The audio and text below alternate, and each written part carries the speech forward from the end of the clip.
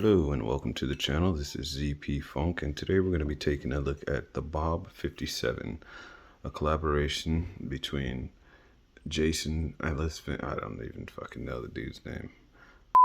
Hello and welcome to the channel. This is ZP Funk, and today we're going to be taking a look at the BOB57, which is a collaboration between iFlight and Ellis Van Jason.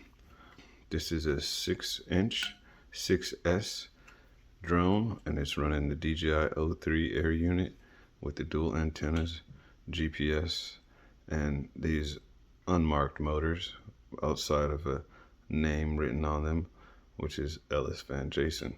If you're familiar with that name, then you might be excited. I, however, don't even know who that is. Maybe that's embarrassing for some people. I don't really care. I don't know. It's the truth. So I'm not really too concerned about all the hype that goes into this. What I do know is that I do know the KV. That's because when it arrived, one of the motors was not working, so I had to replace that. And I replaced it with this, which is the Zing 2 2506 1500 KV, which is actually what these are, a rebranded version of. You can look at them, they're identical. It's just rebranded. It came with this GoPro mount, which I ran with my Hero 11 over there. It's all blurry, but that's not the point. So, why do I have this drone when it doesn't sound like I'm that enthused? Well, it's a good drone. Let me just start out by saying that for some reasons, and I don't like it for other reasons. I'll get into that. But the reason I have this is because the person who purchased this actually needed a receiver put in here because they wanted to run that Boxer Express LRS, and it came set up for a DJI radio. That said, I was able to do that, got everything set up, was going to go test fly, and then noticed that the motor, this is the original one, and look at that. It just stops, just seizes up right there. Told him to call them, see if they'll replace it. I'm sure they will if he gets a hold of them. But if you don't know how to do all that, and if you don't want to go ahead and get a hold of someone in China just to get a new motor for your pretty expensive drone, then that's something that could have sucked really bad.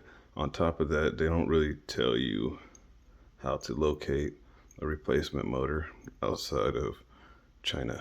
I was able to find this on, shout out to Newbie Drone. They had the Zing 2 2506s on their website, so we were able to get those in a couple days out here to Arizona. There's a few things that, as a pilot in Arizona, I don't really like, and it's this whole side plate situation.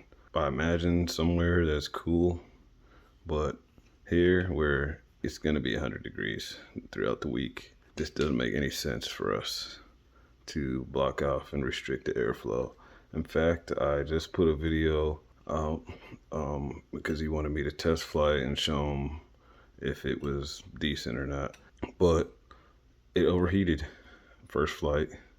Within like the first couple minutes, there's an 8-mile-an-hour wind going too. I mean, it was hot outside, but I wasn't sweating or anything, and it's flying through the air, so any chance that it had of getting a little bit of break from the air was restricted. On top of that, the way that they have these battery strap holes, it looks like cool. Yeah, you can use 2 straps. I tried it, and it actually, the placement of them, if you're using a 6S pack like they want you to, isn't really that great, because once you have it centrally located like they want, let's just say I only use that strap. In order for me to plug this in into here without it being too crazy, I mean, you're tearing up your battery lead, you're smashing it all around, which doesn't matter, it's not going to hurt nothing, but you're not using 2 straps. This is where you'd have to have it in order to get both straps on. So then your battery is basically just barely tucked in there, barely tucked in there. So I thought that was a pretty weird choice. If you're running like a gigantic 6S, it's gonna make way more sense, but they suggest you run a 1400 milliamp and up 6S. Then they also suggest that you run a 4000 milliamp hour lithium ion pack 6S, which he has one. I haven't tried that yet. I still need to try out the GPS rescue, which they turn off by default when you get it. The only gripes I have is that it came with the dead motor. Battery strap situation is pretty, whatever. It gets the job done. It gets the job done for sure. It flies pretty decent. But as far as this goes, this fancy jazz on the side here, that's gotta go. I'm gonna talk to him and just get rid of this off the side. Maybe design a little spacer so that way the antennas don't flop down into the GPS when I take the side things off. But I'm gonna suggest that for now, in the summertime here in Arizona, that he get rid of those because you can't fly it. It's like 2 minutes. And if you live somewhere where the temperatures are pretty similar to what we have out here, you might run into the same overheating problems. Pads for the motors are kind of exposed, so you don't have to take anything off but the side in order to solder a new wire. As far as replacing the arms or something, it's probably pretty simple. So as far as repairability goes, I mean, it's whatever. It's a drone. Either you're going to get up in and get to work or you're not. And that's pretty much how it goes with all of them. So you can get it done if you care enough. Video quality, it's an O3 area unit. Other than that, I could sit here and keep trying to make up stuff to talk about, but let's just get down to it. Is this worth the money? Depends where you live. Is it worth the money for someone who lives in Arizona who wants to go fly their drone in the summertime to just take it stock out of the box and go fly it? Probably you want to find something else. Like, everyone's got different requirements. If you live somewhere where it's humid and wet all the time, is it going to get moisture trapped in there? Those people probably conformal coat a lot of their stuff. We run stuff dry because, the saying about our heat out here. I'll leave it at that. What do I think? I think I need to go fly it again and find out. See if I can make it past 3 minutes of flight time. Would I have gotten a good amount of flight time? I think on this battery, 1300 milliamp hours, I would have probably got about 5 minutes if I was able to keep going past the heat, but that wasn't an option. So at this point, it's pretty much unflyable in the summertime for me. I'm going to see if he's going to let me fly it again in the heat just to see, but that's all I can say at this point.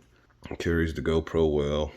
Everything runs well, so that's the only problem, is that you can't fly it because it overheats. So these are stupid. Battery strap thing is like questionable. The power part is cool when it's not in the way of your camera and all that jazz, whatever.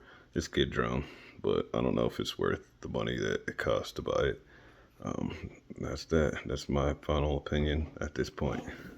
If it changes, I'll let you know.